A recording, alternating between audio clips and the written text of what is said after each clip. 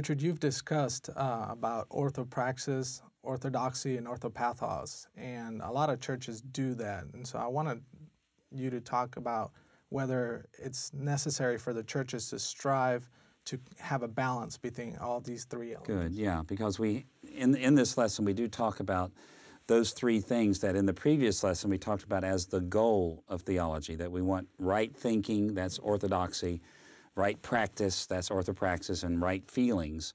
And then under this rubric of traditions, what I was trying to say was that different churches tend to emphasize different ones of these.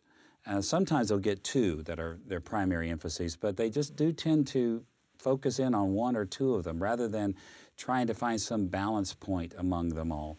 And it's a problem, because as Christians what we tend to do is we tend to gather together with people that are of like mind. And so if you have the personality that emphasizes, well, I'm going to get my doctrine straight, then you tend to be with the person that wants to get the doctrine straight. Or if you're more of an activist, then you want to be with people that are more activistic. If not, then you end up with tensions in the church, and that's the last thing we want in churches is tension, right? Because we all look to church as something that is supposed to be peaceful and helpful and positive and that sort of thing.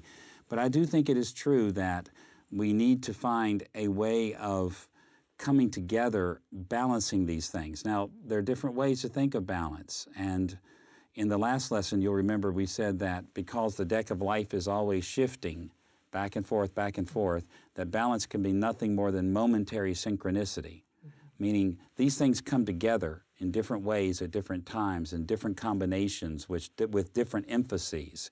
Unfortunately, what often happens in a church is they'll think that the thing that they're emphasizing, say, at this moment or at this year of their history is what ought to always be emphasized.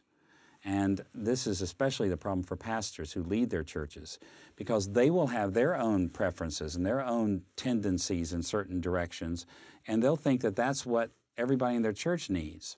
And so they'll hit that theme over and over and over and over again until the whole church, as it were, becomes flattened out.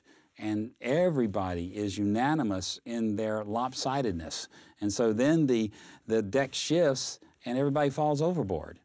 And it's a serious problem. So learning how to balance dynamically as life changes, as people change, that's the goal that I have. That's my hope, is that we can realize, okay, I'm a part of this branch of the church, and my branch of the church tends to emphasize orthopathos, let's say.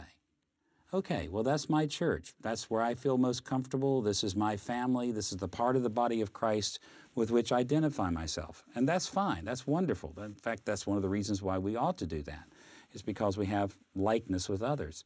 But knowing that tendency of a tradition or a branch of the church lets us then critique it and say, but we need something else too. And that's the problem when you don't have people with different personal emphases in the same church, because then you have no voice for the other things. I mean, I just know churches that go way off into social services and things and don't ever worry about whether what they're doing is true or not. Then you know other groups that go off into issues like are very emotional, very concerned about their therapeutic well-being and things like that, and ecstatic religious experiences and things. And then you have other groups that are very concerned about, let's get our doctrine straight, let's make sure we do everything in just the right way. And the tendency then is to move in from orthodoxy to intellectualism. That's the extreme of orthodoxy, is intellectualism, or to move from orthopraxis into legalism. Because if you're emphasizing what you ought to do all the time, then your tendency for your church to be very legalistic. Or if you're emphasizing orthopathos, good feelings in your faith, or right feelings in your faith, then your tendency is to move toward emotionalism. And so to pull back from those isms back into something that's a little more balanced is absolutely the right thing to do.